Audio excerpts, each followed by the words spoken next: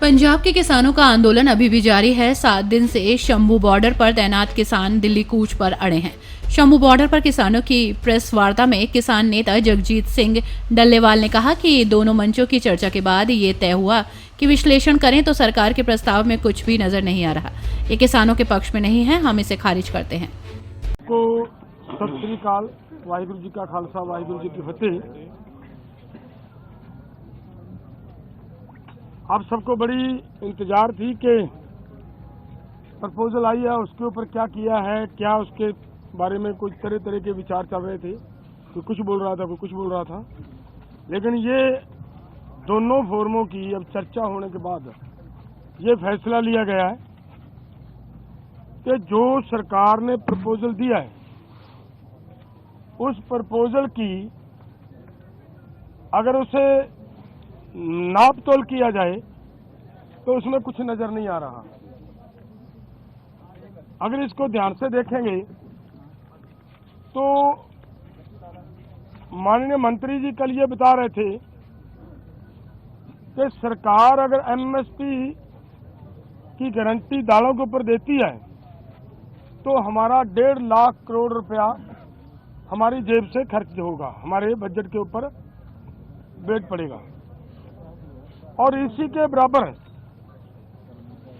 एक खेती माहर साउथ का प्रकाश कामारेड्डी जी के अनुसार केवल 1,75,000 करोड़ रुपया अगर सभी फसलों के ऊपर एमएसपी दी जाती है तो 1,75,000 करोड़ रुपए के अंदर वो काम चल सकता है। तो फिर अगर सरकार इतने पैसा लगा भी रही है तो ये 2-3 फसलों का बिकने की व्यवस्था बनाए और बाकी किसानों को ऐसे छोड़ दिया जाए, ये हमें उचित नहीं लग रहा। दूसरी बात मैं और एक कहना चाहता हूं, देखिए हमारी गवर्नमेंट बाहर से 1,75,000 करोड़ रुपए का पाम ऑयल मंगवाती है और वो सभी लोगों के लिए, मनुष्यता के लिए, इंसानियत के लिए बीमारी का कारण भी बन रहा है, फिर भी उसे मंगवाया जा रहा है। अगर यही पैसा 1,75,00,000 रुपया देश के किसानों को तेल बीज फसलें उगाने के लिए और उनके ऊपर एमएसपी की घोषणा करे सरकार और उसके ऊपर खरीदी की गारंटी बनाए सरकार, तो 1,75,000 करोड़ से उधर के पैसे इधर आ सकते हैं। तो मुझे कहीं पे भी ये नजर नहीं आ रहा कि सरकार के ऊपर कहीं से किसी तरह का बोझ पड़ रहा हो। अगली बात मैं ये कहना चाहता हूं कि जो मैंने कहा कि इसे अगर ध्यान से देखेंगे, स्टडी करेंगे तो इसमें कुछ नजर नहीं आ रहा। उन्होंने ये कहा कि उन लोगों को, उन किसानों को हम दालों के ऊपर और क्रॉप्स के ऊपर जो हमने 6 क्रॉप्स लिए हैं 5 उनके ऊपर हम खरीदी की गारंटी करेंगे जो डाइवर्सिफिकेशन कर दूसरी क्रॉप्स को छोड़ेंगे। और मेरा इसमें कहने का मतलब है ये उन्हीं को देंगे जिन्होंने धान को छोड़कर मूंग को लगाया होगा। अगर जिन्होंने धान को छोड़कर मूंग को नहीं लगाया, अपने आप नेचुरल मूंग की बिजाई कर रहा है, उसकी खरीदी नहीं होगी। तो इसलिए इन सभी बातों से ये निकल कर आता है कि इसमें से कुछ किसानों को लाभ होने वाला नहीं है। हमारी मांग है कि पूरे देश के किसानों की 23 फसलों के ऊपर हमारी सरकार एमएसपी अनाउंस करती है। जो 23 फसलों के ऊपर एमएसपी की अनाउंसमेंट होती है वो इन्हीं के ही सीएसीपी की सिफारिशों के ऊपर होती है। और जब वो देती है सरकार हमें सीएसीपी के अनुसार एमएसपी का मतलब होता है मिनिमम सपोर्ट प्राइस को और गहनता से उसकी पड़चोल करोगे तो उसका मतलब ये होता है कि कम से कम आपको जिंदा रखने के लिए, आपको स्टैंड रखने के लिए एक सपोर्ट दी जा रही है।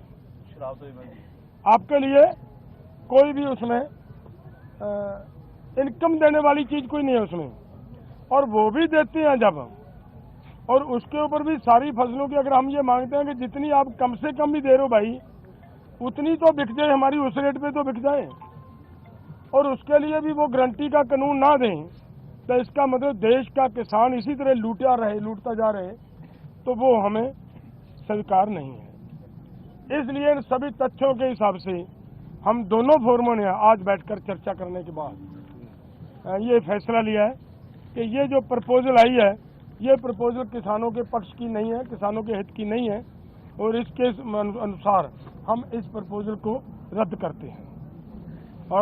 वहीं किसान नेता सरवन सिंह पंठेर ने कहा कि पंजाब के 7 जिलों में इंटरनेट सेवाएं बंद कर दी गई हैं। पंजाब सरकार को स्पष्ट करना चाहिए कि क्या उन्होंने भी अनुमति दी थी, क्या वे भी चाहते हैं, क्या आपको ऑपरेशन हरियाणा के साथ मिलकर चल रहा है। पंजाब में इंटरनेशनल बंद नहीं किया जाना चाहिए।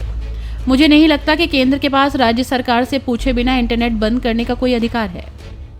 जिस तरह से पंजाब में 7 जिलों में नेट बंद किए गए हैं, तो स्पष्ट करना चाहिए पंजाब सरकार को भी उन्होंने भी लिख के दिया है या उनकी भी मंशा है। जिस तरह से सामने आ रहा है भी डीसी पटियाला, उन्होंने सभी ब्रॉड बाइंडर को लिख के दिया है कि कोई मीडिया कर्मी हो, कोई भी हो, कोई ब्रॉड बाइंडर आपने देना नहीं है।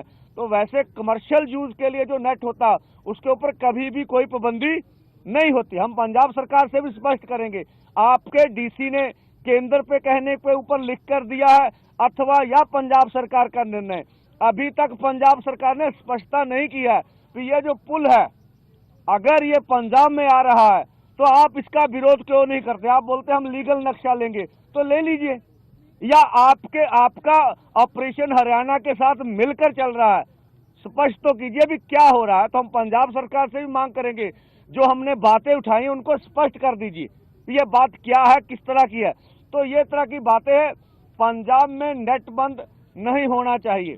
मुझे नहीं लगता केंद्र सरकार के पास इतने अधिकार हैं, अगर स्टेट सरकार को पूछे बगैर उसका नेट बंद कर दिया जाए। और बच्चों की पढ़ाई, अब स्कूलों में पेपर हो रहे हैं, तो इसके लिए कौन जिम्मेवार है। हर न्यूज अपडेट के लिए डिस्क्रिप्शन बॉक्स में दिए हुए लिंक से ज्वाइन करें रॉयल बुलेटिन का व्हाट्सएप ग्रुप और पाएं हर खबर सबसे पहले अपने व्हाट्सएप पर।